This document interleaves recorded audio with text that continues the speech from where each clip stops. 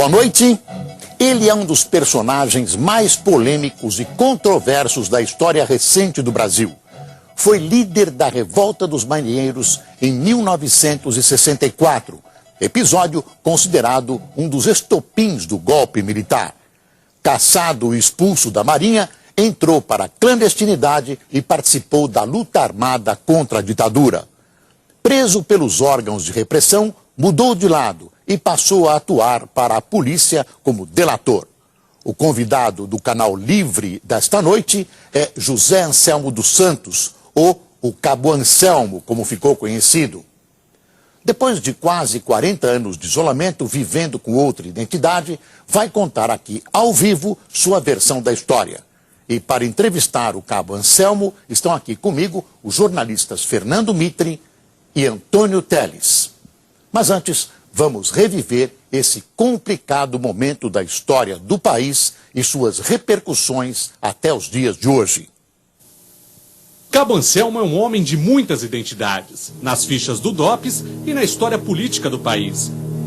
Líder da Revolta dos Marinheiros antes do golpe militar, militante político treinado para a guerrilha em Cuba, delator e agente infiltrado pela repressão nos grupos guerrilheiros. Papéis que José Anselmo dos Santos viveu até sair de cena, quase 40 anos atrás.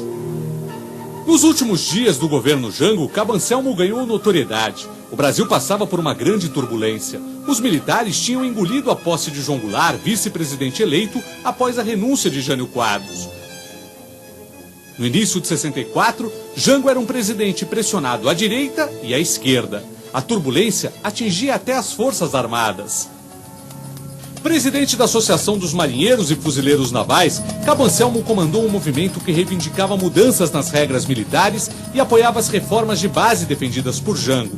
Anselmo e outros marinheiros receberam ordem de prisão por insubordinação, mas Jango trocou o ministro da Marinha e os amotinados foram perdoados pelo governo. A quebra da hierarquia militar foi um dos estopins do golpe, que viria 6 dias depois. Atenção, Brasil! Atenção, Minas Gerais! As tropas do 2º Exército, sob o comando do general Cruel, já sitiaram o estado da Guanabara. Jango deposto, regime militar instituído, o nome de Cabo Anselmo aparece no ato institucional número 1. Expulso da Marinha e cassado, entra num nebuloso período de clandestinidade, registrado nos arquivos dos órgãos de repressão. É preso logo depois do golpe, mas dá um jeito de escapar. Quem estudou o período suspeita que já neste momento, Cabo Anselmo era um agente duplo. Eu acho que algo aconteceu ali, naquele momento. Então, a partir dali, quando ele se aproxima dos grupos de luta armada, ele já é um agente da repressão. Então, já desde o final de 64, ele já está fazendo esse serviço, colaborando com a repressão do regime militar. Cabo Anselmo passa a ser vigiado por militares e policiais. Registros dos órgãos de repressão narram um encontro com Brizola no Uruguai para montar um grupo de resistência, o período de treinamento em Cuba e a volta ao Brasil para agir na guerrilha urbana. Os jornais chegam a noticiar a morte de Cabo Anselmo, mas ele está bem vivo. Em 1971, a repressão se intensifica, a guerrilha agoniza, e neste prédio do DOPS em São Paulo, segundo sua própria versão, Cabo Anselmo muda de lado.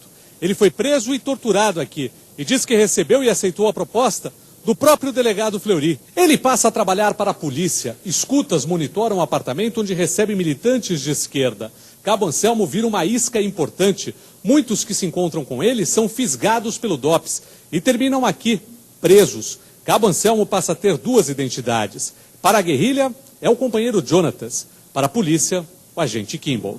Como agente infiltrado, Cabo Anselmo participa em janeiro de 73 de uma das ações mais violentas da repressão. Ele recebe da guerrilha a missão de articular uma célula da Vanguarda Popular Revolucionária em Pernambuco.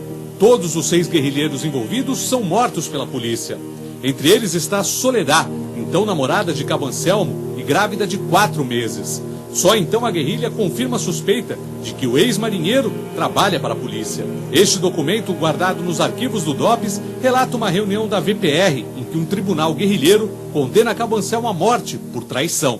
O que chama a atenção é porque já havia no período, a partir de certo momento, de seríssimas desconfianças que ele era um agente duplo. Alguns o viam no próprio DOPS, circulando pelos corredores, mas as notícias chegavam, por exemplo, aos exilados que estavam no Chile, mas parece que não eram levados a sério. Em meados da década de 70, Cabo Anselmo submerge. muda o rosto e ganha uma nova identidade. Sua versão da história vira livro na década de 90. Depois, desaparece novamente.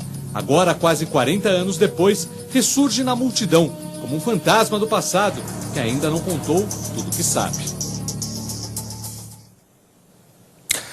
Cabo Anselmo, o senhor se considera, pessoalmente, o senhor se considera um traidor? Em princípio, sim. Eu traí o meu juramento à Marinha, eu traí o juramento à pátria. Agora, em relação a essas questões da luta armada, dos movimentos armados que estavam no Brasil, eu de maneira nenhuma me considero traidor. Pelo contrário, eu tomei consciência no momento, mas sob pressão.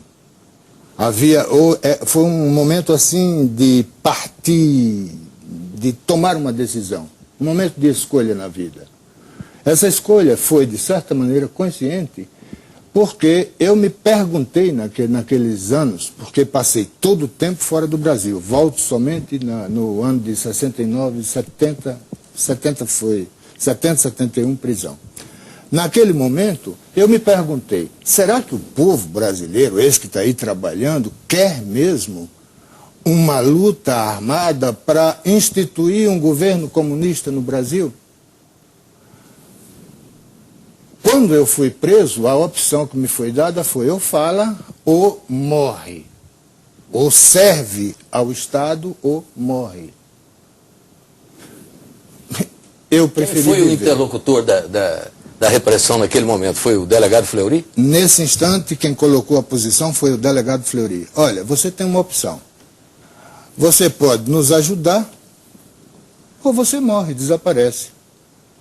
Cabação, como é possível um homem que ouviu essa frase do delegado Fleury, depois de alguns anos, dizer que esse é das suas maiores, é a personalidade da sua maior admiração?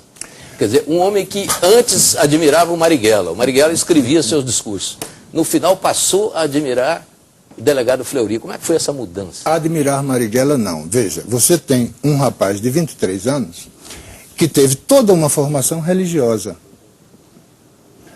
que vivia num Brasil totalmente diferente do Brasil de hoje. Ou seja, a medida de hoje não é igual à medida para aquele Brasil dos anos 60 ou dos anos 50.